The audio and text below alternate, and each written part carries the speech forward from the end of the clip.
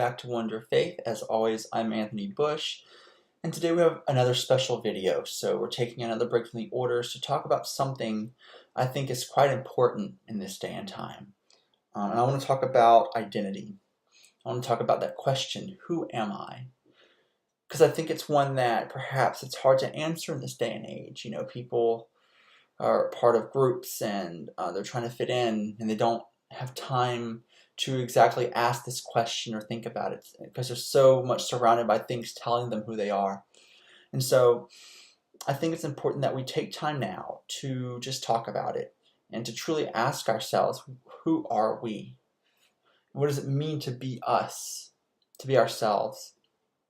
And we're going to talk about identity in itself. I don't want to talk about identity politics. That's a completely different topic, in my opinion, because it refers to grouping and understanding social constructs. I'm talking about who we are, really, who we were designed to be, and how is it that we can show the world who we are authentically, but without destroying our place in society.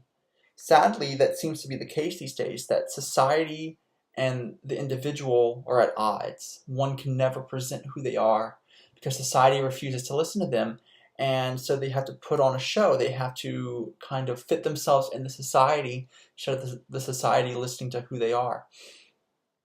And so we have to look at this and say and ask, is it better that we just fit in and sacrifice who we really are so that we can have friends or so that we can feel accepted? Or is it unacceptable to bend in this way because we know who God made us to be and we have to be true to that? I'll speak from personal experience. I think it's safe to say that people think that me as a 20-year-old am unique, and that firstly I'm a theist. I believe in God off the bat wholeheartedly, and that already puts me in a minority of people my age. But also my conviction and how easily I talk about Catholicism and how steadfast I am to it. There are many of us, actually. It's not just me, but people don't interact with those types, and so when they meet me, it's like I'm a novelty or something. But because of that, there's a disconnect. People who don't understand the faith, who don't understand me, naturally will kind of move away from it because people fear they don't understand and therefore they kind of leave it alone. And that's natural. One thing I hear a lot is, just the other day I was in class, and in this class, it's philosophy of mind. We have to take turns pretty much leading the class, and it was my turn. I was assigned St. Thomas Aquinas, who's a Catholic theologian and philosopher, because the professor knew me very well, that I was the Catholic one. So I spent a whole class talking about this. And Catholic philosophy is very different from modern because it focuses on God rather than the individual. And at the end, I knew pretty much no one agreed with me, but they told me how they admired my faith or how courageous it was. And that's a compliment, and I appreciate it. But what's that saying? It's saying I'm doing something that's not often done, something that's unique or that stands out. For them, it's something that requires courage. And to me, it's odd because that's what I do. You know, on the day-to-day, I'll talk about the faith because I love it so much. And so it's not something that I have to nervously contemplate before I do. It's just, it is the way I am. You know, I'm Catholic. I'll say Catholic things.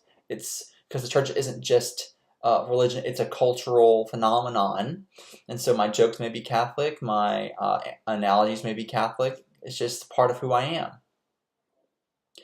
And that part of me has never not been there. Ever since I was a child, I was steadfastly Catholic. I loved the church very much, and she was someone I always cared for and never let go of. But that was not something that was shared with my classmates ever, and therefore I was always kind of the independent, single Catholic student. And I went to Catholic school. You know, it wasn't like it was a alien environment. It's just that no one took it seriously or as seriously as I did, or didn't think about it, or didn't appreciate it, or didn't think it was cool, or what all these other things. And so it was something that, you know, has been a part of my life since I was a child. And it's something that I've lived with. It's hard sometimes. I'm not gonna lie with you, because it's lonely, but it's not in the way you think. It's not about being lonely because no one's talking to you. I have friends. I talk to people all the time, especially here at college. It's a matter of understanding, of having someone understand, how much I value the church, or why I do, or why she's so beautiful and magnificent. It's hard for some, even Catholics who are steadfast, to understand, the way I see her, or approach her. And so sometimes it becomes hard to deal with that, that loneliness, or that idea that no one will really understand. But then I put that away because the joy I have from the church overcomes that. It's just in these moments of weakness that I have to deal with this. But I've never been known to be the one to compromise what I believe in order to fit in. That's not something I've done. That is not something I never intend to do, because that would be like me having to cut my hand off in order to be accepted. That's how intense of an ask that is, to be asked of myself to put away that which I value most, put away that which makes you the person you are, who brings you to greatness, just for this moment that you can be accepted, or that you can blend in. And that's completely absurd to me, because I don't think even in acceptance someone is fulfilled. For a moment maybe, then they realize that they have all these people around them who know their name, who may like their company, but it's not the same, because they don't appreciate you for who you are. There is no genuineness. It's all fake. It's all surface. We can talk about sports and the weather and fishing and all these things, but we're not talking about who we are, what our dreams are, why we are in college, or what we want to accomplish in life. These questions don't come up, because then guess what? You are now individualizing yourself. You are setting yourself apart by being this specific and this true to who you are.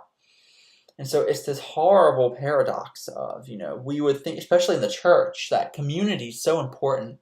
And the more I show who I am, the more I'm appreciated by the faith, by the church. And that's the way it should be. But in the modern secular world, that's not the way it is. The more you show who you are, the more you alienate yourself, because you no longer fit the status quo, or you become too difficult for someone to deal with.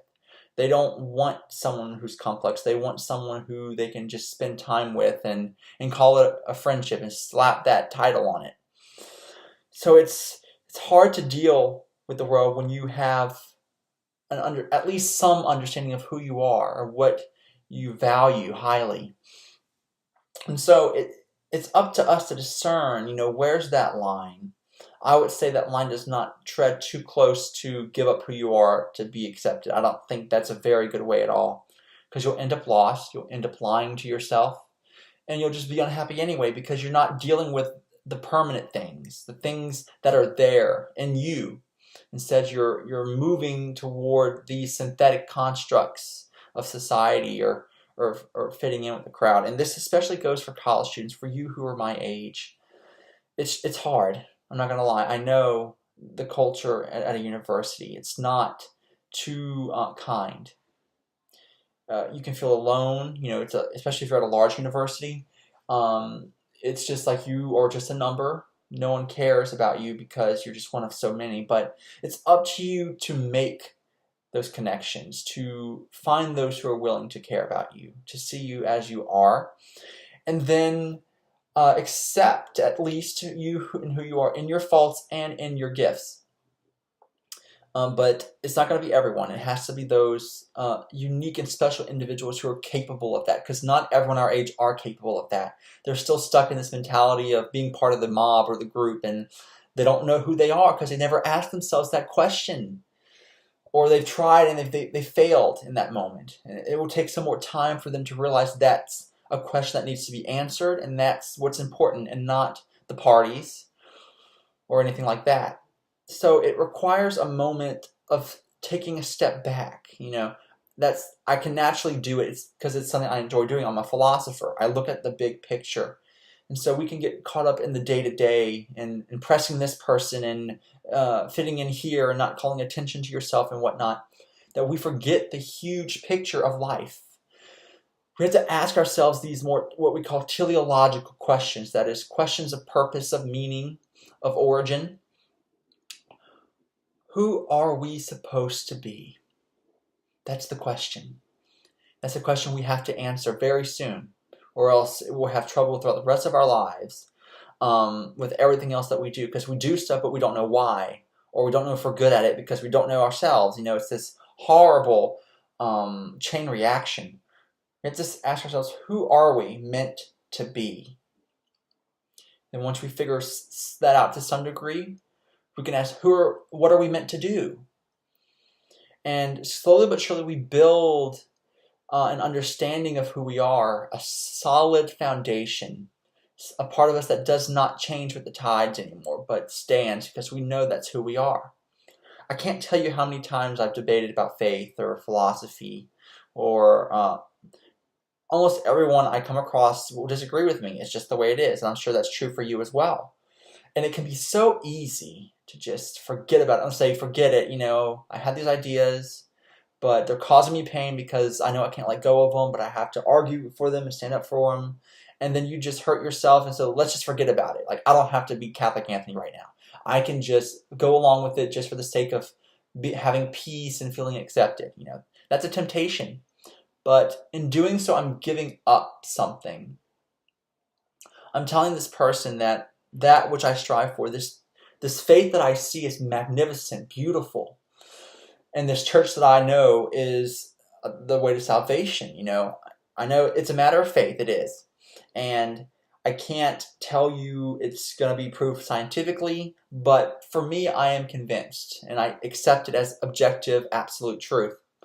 And so it would be so easy to just move that out of the way because it's something that doesn't move, and therefore it just gets hit by these objections and arguments and comments and cliches that come at me.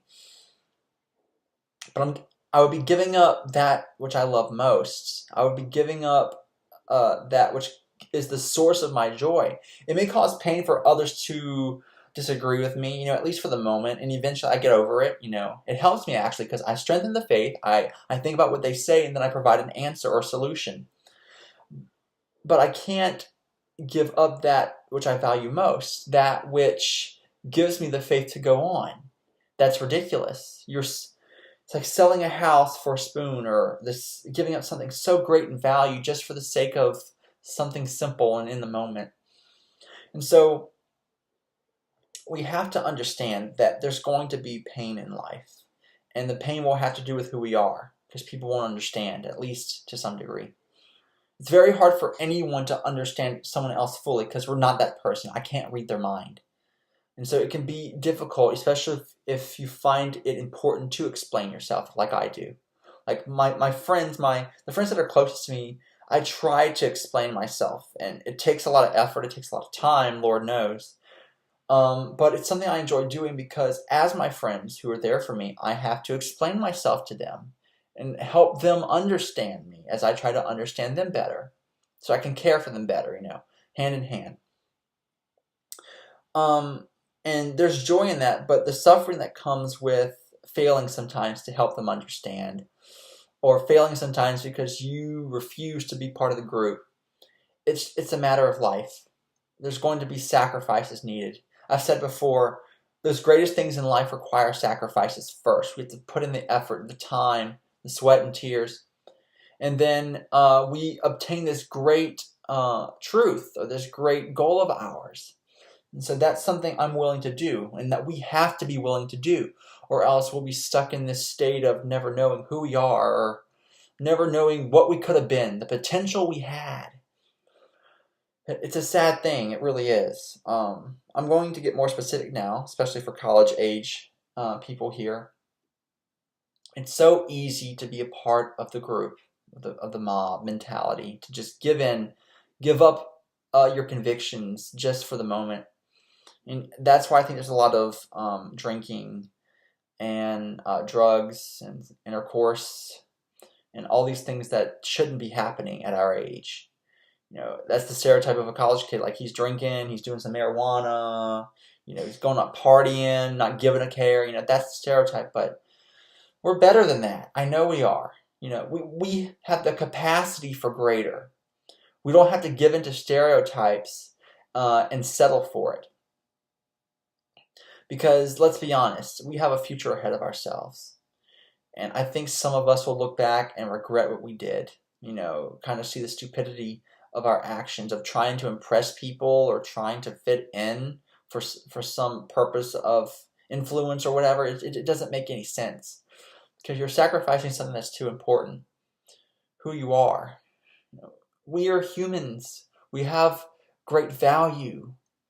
And so we can't go around selling ourselves for the sake of a moment of peace.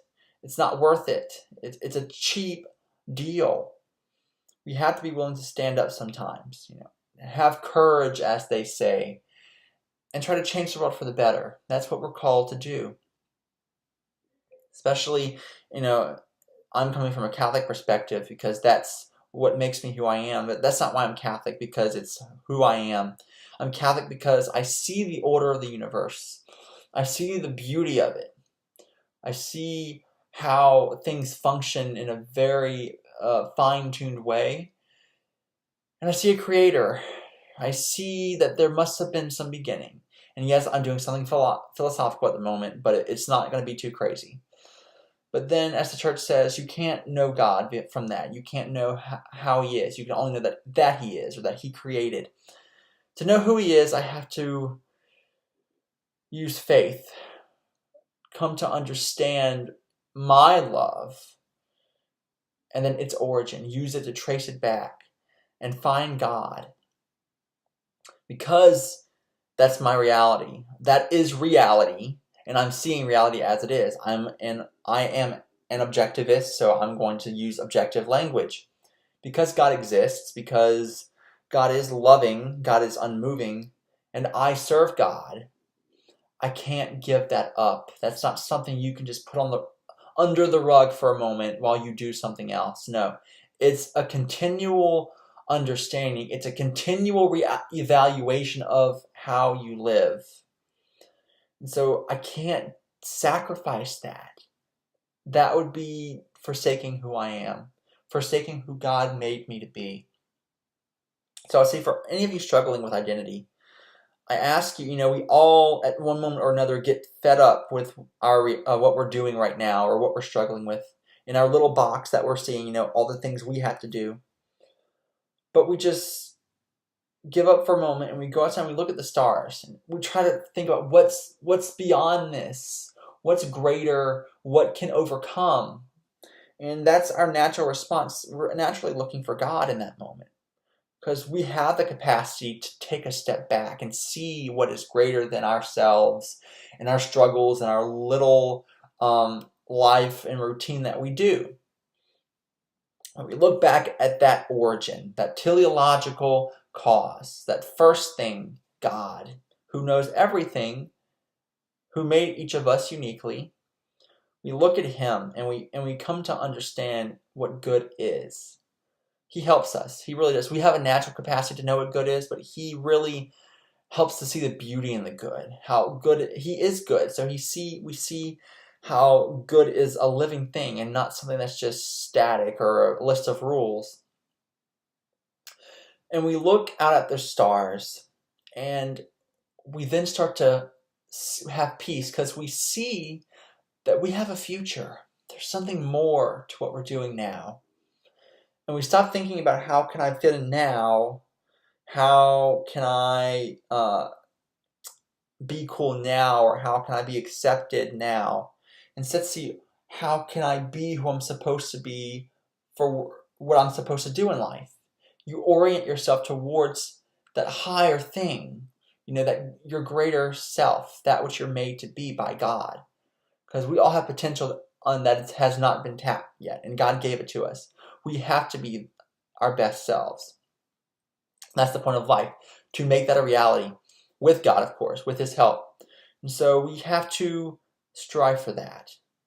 We can't just worry about what's in our face right here when there's a world out there beyond that we're not looking at, we're ignoring it. And so I pray that us together who kind of struggle with this, who sometimes wonder why we're here or what we're going to do, that God may give us the wisdom to know that, to lead us in the right direction. Send us people who can help us understand.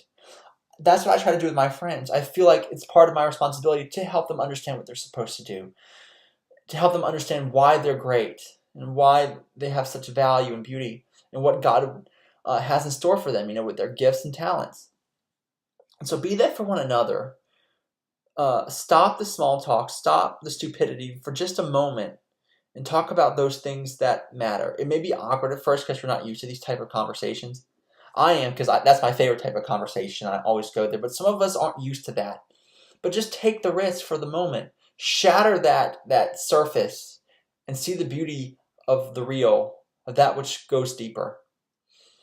So I pray, as I was saying before, I pray that God may help us all to see what we're supposed to do and orient ourselves toward Him as a final end.